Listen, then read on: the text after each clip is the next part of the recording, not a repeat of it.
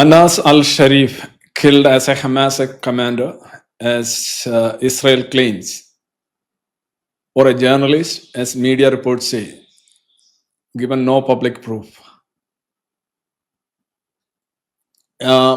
അന്നാസിനെ കുറിച്ചുള്ള കാര്യത്തിൽ എന്തെങ്കിലും സംശയം ഉണ്ടെന്ന് എനിക്ക് തോന്നുന്നില്ല.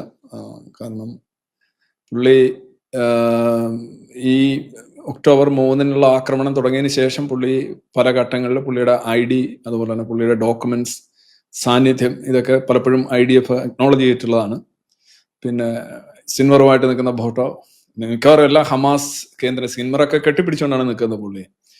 സിൻവർ കെട്ടിപ്പിടിച്ചുകൊണ്ട് നിൽക്കുന്നതുകൊണ്ട് പുള്ളി ഹമാസുമായിട്ട് ബന്ധപ്പെട്ട ആളെ നിങ്ങൾ എങ്ങനെ ഉറപ്പിച്ചു എന്നൊക്കെ ചോദിക്കാറ്. അങ്ങനെ ചോദ്യം, ഓക്കെ, അങ്ങനെ നമുക്കൊരു ചോദ്യം ചോദിക്കാം. പക്ഷെ സിൻവർ മാത്രമല്ല, മിക്കവാറും എല്ലാ ഹമാസ് നേതാക്കളുമായിട്ട് നിൽക്കുന്നതും മുത്തം കൊടുക്കുന്ന ഫോട്ടോ ഉണ്ട് സിൻവർ.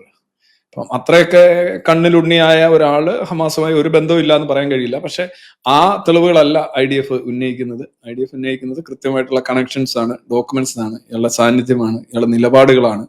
അപ്പം അയാൾ അൽ ജസീറയ്ക്ക് വേണ്ടി ആ ഒരു പ്രസ് എന്ന് പറയുന്ന ഒരു ടാഗും വെച്ചുകൊണ്ട് അവിടെ ഹമാസിന്റെ ഭാഗമായിട്ട് യുദ്ധം ചെയ്യുന്ന ഒരാൾ എന്ന് മാത്രമേ കാണാൻ കഴിയുള്ളൂ.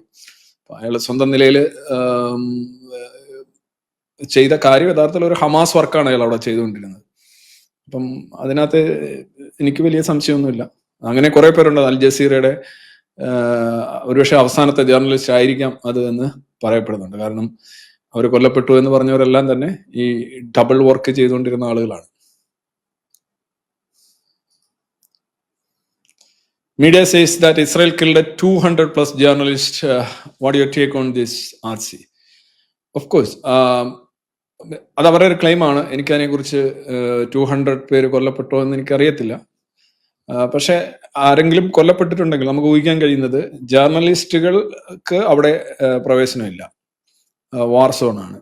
പിന്നെ അവിടെ ആരെങ്കിലും അവിടെ ജേർണലിസ്റ്റുകളായിട്ട് പോകുന്നുണ്ടെന്നുണ്ടെങ്കിൽ ബേസിക്കലി ഒക്ടോബർ 7 മുതൽ നോക്കണമെന്നുണ്ടെങ്കിൽ ഹമാസിന്റെ അനുമതിയുള്ള, അവരുടെ താല്പര്യം അനുസരിച്ച് പ്രവർത്തിക്കുന്ന, അവർക്ക് വേണ്ടി പ്രവർത്തിക്കുന്നവരെ മാത്രമായിട്ട് പോയിട്ടുണ്ടാവുള്ളൂ. അല്ലാതെ വേറെ ഇന്റർനാഷണൽ മീഡിയ ഒന്നും, യുദ്ധമാണ് അവിടെ നടക്കുന്നത്, വളരെ കുറച്ച് സ്ഥലത്ത് നടക്കുന്ന യുദ്ധമാണ്. കാരണം ജേർണലിസ്റ്റുകൾ, 2 കാര്യങ്ങൾ കൊണ്ടാണ് ജേർണലിസ്റ്റുകളെ അനുവദിക്കാത്തത്. ഒന്ന്, അവരുടെ സുരക്ഷ എന്ന് പറയുന്ന ഒരു വലിയൊരു പ്രശ്നമാണ്. ആള് മാറിക്കൊല്ലപ്പെടാം. അപ്പൊ ഒരു വെടി അല്ലെന്നുണ്ടെങ്കിൽ ഒരു ബോംബ് അല്ലെന്നുണ്ടെങ്കിൽ ഒരു മൈൻ അല്ലെ ഒരു മിസൈല്, അതെവിടെയാണ് കൊള്ളുന്നത്, ആരാണ് അത് ഏറ്റുവാങ്ങുന്നത് എന്നൊക്കെ ഉള്ളത് വളരെ സങ്കീർണമായിട്ടുള്ളൊരു മേഖല, കുറച്ച് സ്ഥലമേ ഉള്ളൂ. അപ്പം സ്വാഭാവികമായിട്ടും ഇസ്രായേലിൽ ഇരുന്നുകൊണ്ടും അതുപോലെ തന്നെ അമ്മാൻ, ചില പത്രലേഖകരൊക്കെ ജോർഡാനിലെ അമ്മാനിൽ ഇരുന്നുകൊണ്ടും ബെയ്റൂട്ടിൽ ഇരുന്നുകൊണ്ടും ഒക്കെയാണ് ഇത് റിപ്പോർട്ട് ചെയ്യുന്നത്. പിന്നെ അവർക്ക് അത്യാവശ്യം മെറ്റീരിയൽ എത്തിക്കുന്ന സ്വകാര്യ വ്യക്തികളും മറ്റു കാര്യങ്ങളും ഒക്കെയാണ്. പക്ഷെ അൽ ജസീറ പോലുള്ള മീഡിയ അവർക്ക് വേണ്ടുന്ന വീഡിയോസ്, ഫോട്ടോഷൂട്ട്സ് ഒക്കെ തന്നെ ചിലരെയൊക്കെ വെച്ച്,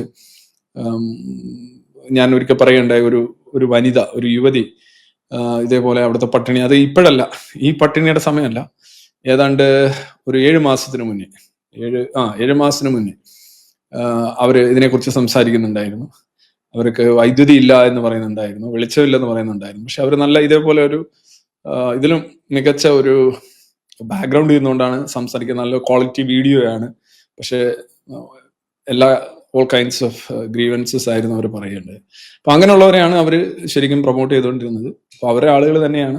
അൽ ജസീറ എന്ന് പറയുന്നത് ഹമാസിന്റെ ഒരു എക്സ്റ്റൻഷൻ ആണ്. ബേസിക്കലി ഹമാസ് ചെയ്യുന്ന വർക്ക് കംപ്ലീറ്റ് ചെയ്യുക എന്നുള്ളതാണ് അവർ അതുകൊണ്ട് ഉദ്ദേശിക്കുന്നത്. അവരെ ഉദാഹരണമായിട്ട് ഗാസയിൽ നടന്ന ഈ ഹമാസിന്റെ പേരിൽ, അല്ലെങ്കിൽ ഈ അൽ ജസീറയുടെയോ അല്ലെങ്കിൽ അങ്ങനെയൊക്കെയുള്ള ആളുകളുടെ പേരിൽ അവിടെ ജേർണലിസ്റ്റുകളായിട്ട് വന്നിട്ടുള്ള ആരെങ്കിലും ഗാസയിൽ നടന്ന 12ഓളം വരുന്ന ഗാസൻ പ്രകടനങ്ങൾ, ഗാസൻ ജനത തന്നെ ഹമാസ് ടെററിസ്റ്റുകളാണ്, അവർ പുറത്തു പോകണം, ഞങ്ങളെ ജീവിക്കാൻ അനുവദിക്കണം, ബന്ദികളെ വിട്ടുകൊടുക്കണം എന്ന് പറഞ്ഞ് 12ഓളം പ്രകടനങ്ങൾ, അത് പലതും 500, 600, 1000 പേരൊക്കെ പങ്കെടുത്ത പ്രകടനങ്ങളാണ്.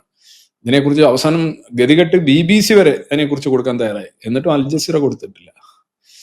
അൽ ജസീറ കൊടുത്തിട്ട് അങ്ങനെ ഒരു സംഭവം അവിടെ ഉണ്ടായിട്ടില്ല എന്നാണ് അവർ പറയുന്നത്.